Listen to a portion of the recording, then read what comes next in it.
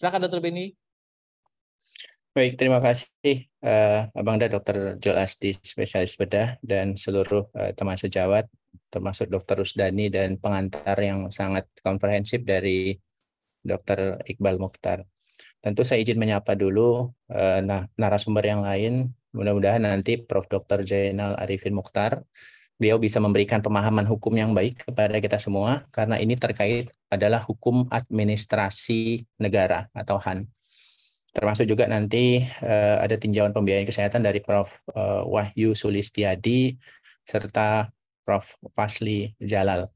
Bangga hadir di sini karena saya satu-satunya yang belum Prof gitu ya. Baik, saya akan mencoba ini total slide masih sebagian, belum keseluruhan yang bisa dikaji secara komprehensif. Ada total 70 slide.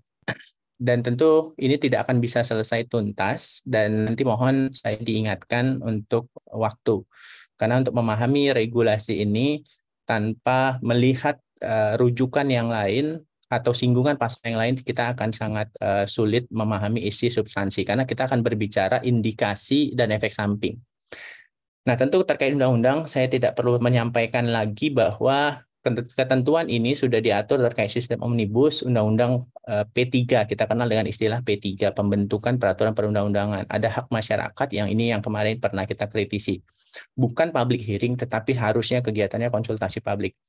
Kemudian jelas disebutkan di pasal 96 ayat 3, masyarakat yang dilibatkan itu adalah kelompok orang. Di dalam penjelasannya, kelompok orang itu adalah kelompok organisasi masyarakat dan organisasi profesi. Bahkan Undang-Undang P3 saja mengakui dan menyebutkan organisasi profesi, berbeda dengan RUU yang masih malu-malu atau mungkin tidak menginginkan menyebut tentang organisasi profesi.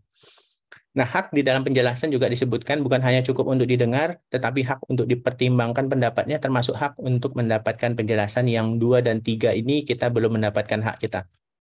Sebelum kegiatan ini dimulai, tadi saya coba mengakses kembali, saya coba rutin mengakses apakah besok sudah diupload ataukah ini dari sejak tanggal 11 Juli ini disahkan sampai detik hari ini diakses 16 Juli, undang-undang yang disahkan ini belum juga diupload atau di-share.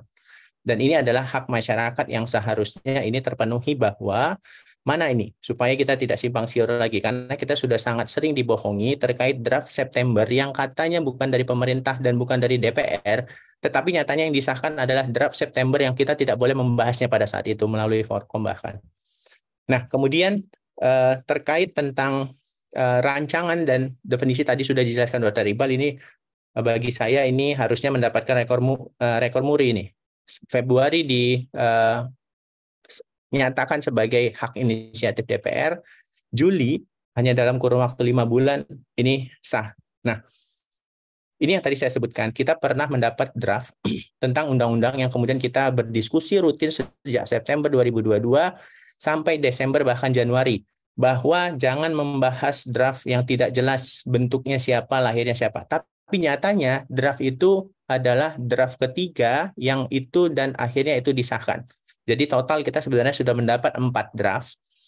Sengaja saya tidak cantumkan draft keempat karena draft keempat itu ternyata adalah draft yang disahkan milik pembahasan Komisi 9 yang tidak terbuka. Ini yang kemudian draft keempat ini yang sudah disahkan masih belum juga diupload di situs resmi DPR. Nah, tadi Dr. Iqbal sudah menyinggung terkait ini draft Februari yang ada di situs dpr.go.id, 9 undang-undang dinyatakan dicabut, ini 9 undang-undang dinyatakan dicabut dan 4 undang-undang direvisi. Ini yang unik. Uniknya di mana Undang-Undang 40 2004 dan 24 2011 tentang sistem jaminan sosial dan BPJS ini ternyata hilang. Hilang, tidak ada di dalam draft yang disahkan, ya. Bahkan uniknya lagi, di dalam draft Februari tidak ada disinggung tentang Undang-Undang Pendidikan Kedokteran yang ikut direvisi atau dinyatakan dicabut tidak berlaku. Tetapi di dalam naskah akademiknya muncul dia. Ini saking terburu-burunya ini. Ini terlihat cacat formilnya. Baik. Kemudian kita masuk ke terakhir ke undang-undang yang dinyatakan dicabut dan tidak berlaku dalam undang-undang ini ada 11 undang-undang. Yang tadinya 9 jadi 11. Tetapi tetap masuk di situ tambahan baru hanya ordonansi obat keras, kemudian pendidikan kedokteran, yang tadinya ini tidak masuk, dan tadinya 2 undang-undang ini digantikan milik BPJS dan SJSN yang diganti. Nah, setelah undang-undang ini disahkan, maka saya berkeyakinan peraturan pemerintah sudah dikantongi, termasuk peraturan pemerintah yang lama tentu perlu direvisi atau tetap diberlakukan. Ada 98 amanah yang harus diselesaikan oleh pemerintah setelah undang-undang ini disahkan. Satu peraturan presiden, 16 peraturan menteri kesehatan, dan juga tanpa aturan BPJS. Sebelumnya ada 2 peraturan BPJS yang harus dikeluarkan. Nah, 98 peraturan pemerintah ini mungkin akan ada yang menjadi satu komponen atau satu peraturan menteri, sehingga mungkin akan keluar lebih kurang di 70 atau 60 peraturan pemerintah kalau substansinya digabungkan.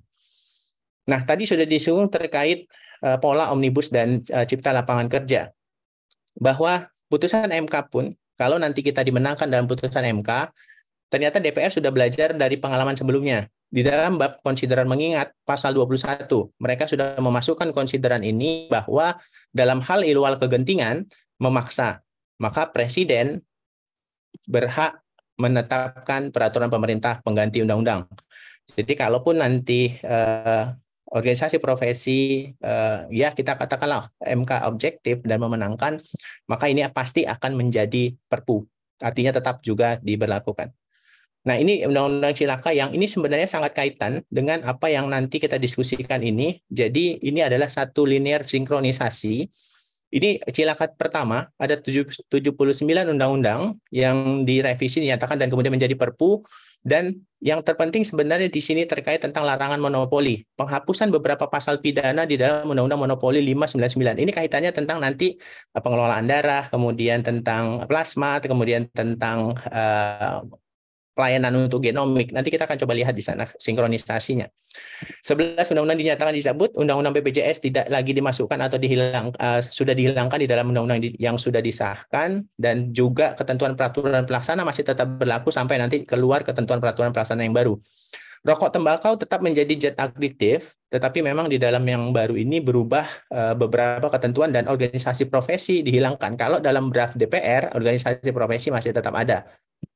Nah, hilangnya pasal mandatory spending tadi yang sudah dijelaskan oleh Dr. Jul dan Dr. Ibal, ketentuan mandatory spending sebenarnya sudah ada di undang-undang existing yang lama, di pasal 171 Undang-Undang 36 2009 yang ini dihapuskan oleh pemerintah di dalam undang-undang yang sudah disahkan. Tegas disebutkan 10% APBD dan 5% APBN di luar gaji. Bahkan dari 5 dan 10% itu, sekurang-kurangnya 2/3 harus itu untuk kepentingan pelayanan publik. Ini yang kita minta kepastian minimal. Kita bukan minta kepastian maksimal. Minimal saja kita tidak berani menetapkan, bagaimana dengan yang maksimal. Minimal saja kita tidak berani. Ini yang disebutkan bahkan potensi di pasal 401 ayat 3, ternyata untuk menutupin itu, pemerintah akan mendapatkan sumber dana yang berasal dari pemerintah daerah dan sumber lain. Tentu sumber lain ini adalah sumbangan. Tentu sumber lain ini adalah hal-hal lain yang sumbangan itu masuk di dalam ketentuan, atau mungkin bala bantuan dari pihak asing untuk kemudian membantu sumber dana kesehatan. Tentu ini menghilangkan tanggung jawab pemerintah, karena ini sudah jelas untuk membiayai PBI saja pun pemerintah tak sanggup. Sehingga mereka tidak berani, mungkin ini menjadi salah satu dasar alasan kenapa tidak mencantumkan angka minimal. Masih tetap juga meminta fasilitas pelayanan kesehatan untuk ikut serta membiayai PBI. Padahal ini adalah tugas dan tanggung jawab pemerintah di dalam Undang-Undang Dasar 1945 untuk hak masyarakat miskin, fakir miskin, dan anak-anak terlantar ditanggung oleh negara. Kemudian terkait penyimpanan dan material biologi, saya sengaja mengambil definisi dulu, bahwa kita harus paham dulu apa itu definisi pelayanan kesehatan, bahwa pelayanan kesehatan itu adalah sesuai PP 46 2016, itu adalah puskesmas, klinik, UTD, laboratorium, apotek, itu termasuk dalam Pasienkes, termasuk juga fasilitas pelayanan kesehatan lain disebutkan di sana. Nah, ini nanti kaitannya karena seluruh upaya pelayanan kesehatan ada bahasa fasilitas pelayanan kesehatan. Kalau kita lihat, nanti saya akan lihat sinkronisasinya. Baik, pertama terkait kerahasiaan data dan informasi. Ini ada potensi efek samping yang akan sangat merugikan masyarakat, bahwa pasal 4 ayat 1 huruf I. Setiap orang itu diberikan hak kerahasiaan data dan informasi. Tetapi hak memperoleh kerahasiaan data dan informasi di dalam penjelasan ayat 4 ada pengecualian. Pengecualiannya di mana? Kalau kita baca di angka 4 huruf G, ada kepentingan administratif. Apa ini maksudnya kepentingan administratif? Kemudian kepentingan lain yang diatur di dalam undang-undang. Apa ini maksudnya? kepentingan administratif untuk pendataan caleg nanti pun atau pendataan KPU nanti pun itu juga termasuk kepentingan administratif. Ini tentu perlu kejelasan karena ini potensi nanti data rahasia termasuk informasi kesehatan pribadi hanya untuk kepentingan administratif ini ternyata dikecualikan boleh dibuka. Jadi untuk kepentingan administratif ya oke, asuransi kita pahami. Tentu dia butuh untuk real data. Ini benar nggak? Ini phantom billing atau tidak dan yang lain. Tetapi ada kepentingan administratif yang saya sendiri menerjemahkan ini bingung. Apakah saya boleh meminta administratif kepada rumah sakit untuk kepentingan administratif yang seharusnya ini tidak boleh. Apalagi kepentingan yang diatur di undang-undang yang ini belum jelas. Baik. Kemudian terkait penyimpanan data material biologi. Yang ini nanti mungkin pakarnya sudah hadir di sini. Saya tidak menyinggung lebih banyak, tetapi saya tertarik dengan tulisan yang ditulis seorang analis pertahanan negara ahli muda dari Kementerian Pertahanan, Gede Priyana, bahwa dia di dalam tulisannya agensia biologi ini merupakan salah satu bentuk ancaman aktual non militer. Ini tulisan ini masih bisa kita akses. Silahkan akses di kemenhan.go.id bahwa kita tentu harus berhati-hati bahwa di sini tadi saya sudah sampaikan biobank, biorespiratory itu bisa diselenggarakan oleh fasilitas pelayanan kesehatan. Fasilitas pelayanan kesehatan itu siapa? Rumah sakit, klinik, puskesmas, apakah klinik swasta atau rumah sakit swasta. Di sini disebutkan juga pihak swasta. Ini tentu potensi atau indikasi yang perlu kita kawal. Kemudian pengelolaan darah. Saat ini pelayanan darah hanya boleh dan sudah diatur di dalam peraturan pemerintah dan juga dalam peraturan Menteri 81/2015 tentang pelayanan darah hanya boleh dilakukan di UTD milik pemerintah pusat dan pemerintah daerah, rumah sakit daerah dan rumah sakit pemerintah pusat dan juga PMI. Hanya 3 itu yang boleh. Rumah sakit swasta tidak diizinkan. Tetapi di dalam pasal 116 ini membuka celah kembali bahwa pengelolaan darah di pasal 116 ayat 2 boleh diselenggarakan oleh fasilitas pelayanan kesehatan. Saya ingin menegaskan berarti UTD nanti berpotensi bisa dilakukan di rumah sakit swasta atau klinik swasta. Sebagaimana kita tahu, pengelolaan darah ini sesuatu yang juga memiliki material biologik dan juga keuntungan yang sangat besar. Kemudian juga pengumpulan darah plasma. Yang kemarin di dalam COVID, ini plasma banyak dikumpulkan. Ternyata ini juga bisa dilakukan oleh fasilitas pelayanan kesehatan. Disisipkan fasilitas pelayanan kesehatan. Yang dulunya ini hanya boleh dilakukan di rumah sakit daerah atau rumah sakit pemerintah. Nah, darah atau plasma yang dikumpulkan ini dilakukan oleh bank plasma, sementara bank plasma di dalam pasal 120 ayat 8 bisa diselenggarakan oleh fasilitas pelayanan kesehatan. Tentu ini juga potensi bisnis yang sangat besar di luar pelayanan darah dan juga ada pelayanan plasma darah. Nah, kemudian terkait donor. Ini juga potensi pasar dan juga harus kita waspadai. Kenapa? Karena di pasal 125 ayat 4, donor mati apabila semasa hidupnya telah menyatakan diri bersedia sebagai donor, maka pada saat meninggal dapat dilakukan transplantasi organ atau diambil jaringan tubuhnya tanpa persetujuan keluarga. Ini perlu diwaspadai. Kenapa? Di rumah sakit sangat banyak dokumen-dokumen yang perlu kita tanda tanganin atau mungkin ada banyak dokumen yang kalau itu mohon maaf berindikasi ternyata disisipkan pasal bersedia mendonorkan dan itu sudah tertanda tanganin, maka pada saat kita meninggal di rumah sakit, itu sudah cukup menjadi dasar tanpa persetujuan keluarga untuk transplantasi atau jaringan tubuhnya untuk dijadikan sebagai donor. Karena sangat banyak dokumen-dokumen yang di rumah sakit yang butuh tanda tangan, dan ini potensi. Seharusnya ini tetap atas persetujuan keluarga walaupun yang bersangkutan sudah meninggal. Karena ahli waris adalah keluarga. Kemudian juga pelayanan kesehatan masyarakat, ternyata ini juga menarik untuk dikritisi dan juga potensi berbahaya. Pasal 4 ayat 1 huruf F. Setiap orang itu berhak menentukan sendiri pelayanan kesehatan yang diperuntukkan baginya secara mandiri dan bertanggung jawab. Tetapi di dalam pasal 295, pelayanan kesehatan masyarakat yang merupakan program pemerintah tidak membutuhkan persetujuan tindakan. Artinya apa? Ada pelayanan vasektomi, contoh saja. Ada pelayanan tubektomi, pelayanan vasektomi dan tubektomi itu pelayanan KB, itu pelayanan kesehatan masyarakat, itu program pemerintah, dan itu sampai hari ini tetap butuh persetujuan. Tetapi pasal 295 menyatakan ini tidak membutuhkan persetujuan. Tentu hal-hal seperti ini berpotensi ada paksaan melalui program pemerintah yang belum tentu ini memberikan keselamatan, tetapi ini tidak memberikan perlindungan kepada tenaga medis, tenaga kesehatan, dan fasilitas pelayanan kesehatan. Karena tanpa persetujuan, walaupun disebutkan tanpa persetujuan, dan hanya ketentuannya menginformasikan. Ini pasal 295 ayat 1, ini juga potensi nanti akan menimbulkan dampak masalah. Seharusnya tetap meminta persetujuan tindakan, apalagi sesuatu yang dilakukan terhadap tubuh pasien.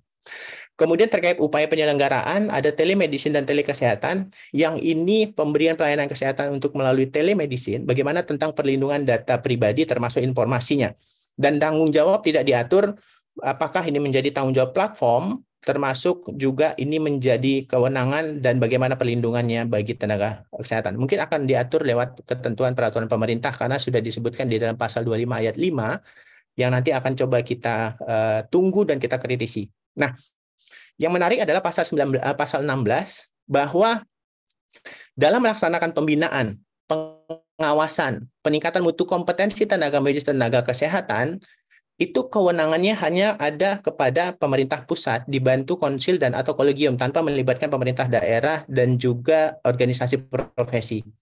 Tentu kita pahami bahwa kolegium dan konsil itu berada di bawah Menteri Kesehatan dan kolegium adalah kelengkapan dari konsil. Nah, ini yang tadi yang saya sebut rokok masuk di dalam zat adiktif, jadi termasuk juga semua produk tembakau yang ini kemarin ditentang dan ditolak oleh NU gitu ya. Aborsi tadi sudah disinggung, aborsi itu ternyata menghilangkan norma agama yang sebelumnya disebutkan di dalam pasal 77 Undang-Undang 36 2009 bahwa pemerintah wajib melindungi mencegah perempuan dari aborsi serta itu tidak boleh dilakukan dengan yang bertentangan dengan norma agama. Bahasa serta bertentangan dengan norma agama tidak disebutkan di dalam pasal 61 di undang-undang yang sudah disahkan. Ini yang kita tidak pahami kenapa. Nah, ini juga ketentuan aborsi ternyata mengacu kepada Kitab Undang-Undang Hukum Pidana. Kalau kita melihat di dalam Kitab Undang-Undang Hukum Pidana 2023 yang akan diberlakukan 2024, di sana ketentuan mengenai tindak pidana aborsi itu umur kehamilan tidak melebihi 14 minggu. Padahal Fatwa MUI 2007 itu menyatakan kurang dari 40 hari. Kemudian terkait sumber daya yang ini menjadi aneh dan unik kalau menurut saya. Karena definisi sumber daya manusia, kesehatan, definisi tenaga medis, definisi tenaga kesehatan itu berbeda. Penyelenggaraan katanya bertujuan untuk memberikan perlindungan kepastian hukum, tetapi hanya bagi pasien dan sumber daya kesehatan, tidak menyebutkan tenaga medis, tenaga kesehatan. Kemudian juga di pasal 12, pemerintah pusat dan pemerintah daerah bertanggung jawab untuk memberikan perlindungan kepada pasien dan sumber daya kesehatan, tidak disebutkan tenaga medis dan juga tenaga kesehatan secara konkret dan tegas. Kemudian terkait memberikan pelayanan di luar kewenangan. Nah, ini juga menarik. Dalam kondisi tertentu ketiadaan tenaga medis dan tenaga kesehatan, dan tentunya ketiadaan ini nanti ditetapkan oleh pemerintah daerah setempat, itu akan diberikan kewenangan untuk melakukan tindakan. Nah, kewenangan seperti apa tidak ditegaskan apakah boleh melakukan di luar kompetensi, tetapi yang menarik adalah untuk mendapatkan boleh melakukan tindakan, itu harus mengikuti pelatihan, di mana pelatihan tersebut dilakukan oleh pemerintah pusat dan atau pemerintah daerah, tanpa melibatkan organisasi profesi. Jadi kalau contoh untuk tindakan bedah misalnya, atau tindakan pelayanan yang dilakukan perawat untuk tindakan bedah minor misalnya, itu boleh dilakukan, dan hanya cukup mengikuti pelatihan yang diselenggarakan oleh pemerintah pusat dan pemerintah daerah ini tanpa melibatkan organisasi profesi. Nah, terkait layanan kesehatan, ini standar profesi nanti disusun oleh konsil serta kolegium. Ini tidak melibatkan organisasi profesi yang nanti akan ditetapkan oleh menteri. Konsil adalah lembaga yang dia memberikan perlindungan dan kepastian hukum kepada masyarakat. Jadi konsil itu tidak memberikan perlindungan dan kepastian hukum kepada tenaga medis dan tenaga kesehatan di dalam definisinya. Kolegium sendiri ini adalah kumpulan ahli, bukan dari organisasi profesi lagi, dari setiap disiplin ilmu, yang tugasnya menjalankan tugas dan fungsi independen sebagai alat kelengkapan konsil. Jadi konsil sudah tidak independen lagi karena dia merupakan kolegium merupakan kelengkapan konsil dan konsil di bawah Menteri Kesehatan. Nah, kemudian yang terkait yang disinggung oleh Dr. Jul tadi terkait pelayanan kesehatan tradisional, pelayanan kesehatan tradisional bisa dilakukan di fasilitas pelayanan kesehatan tradisional, puskesmas, klinik, praktek mandiri, bahkan di rumah sakit dan fasilitas pelayanan kesehatan lain. Nah, masyarakat diberi kesempatan seluas-luasnya untuk mengembangkan, meningkatkan pelayanan kesehatan tradisional. Tentu harapan kita pelayanan kesehatan tradisional ini harus memang berdasarkan dengan kompetensi keahlian dan juga bisa dipertanggungjawabkan. Kemudian terkait pendayagunaan tenaga kerja asing, ini menarik karena memang evaluasi kompetensi hanya meliputi peningkatan kelengkapan administratif, hanya meliputi peningkatan kemampuan praktek. Nah, bagaimana dengan izinnya? Izin itu di awal diberikan paling lama langsung 2 tahun, sebelumnya hanya 1 tahun. Kemudian dapat diperpanjang 1 kali 1 tahun. Jadi total dengan aturan yang lama itu cukup 2 tahun. Tetapi di aturan baru, ini bisa total 4 tahun, dengan yang pertama 2 tahun diperpanjang 1 kali untuk 2 tahun berikutnya. Tetapi ketentuan ini tidak berlaku untuk di kawasan ekonomi khusus. Jadi untuk yang total 4 tahun, ini pengecualiannya adalah pendaya gunaan tenaga medis spesialis dan subspesialis untuk kompetensi tertentu di kawasan ekonomi khusus, sebagaimana yang sudah di launching, yaitu ada di Bali, kemudian di Batam, kemudian ada di Sumatera Utara, kalau saya tidak keliru. Nah, ini untuk kawasan ekonomi khusus, tidak ada ketentuan mengenai 2 tahun dan juga diperpanjang 2 tahun, jadi boleh lama. Nah, kemudian bagaimana dengan isu berbahasa Indonesia? Berbahasa Indonesia itu adalah kewajiban fasilitas pelayanan kesehatan yang menggunakan tenaga medis spesialis dan subspesialis tadi.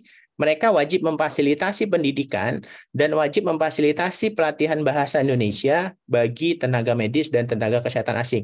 Karena untuk permintaan tenaga, untuk tenaga medis spesialis dan subspesialis tadi, itu cukup terdapat permintaan dari fasilitas pelayanan pengguna.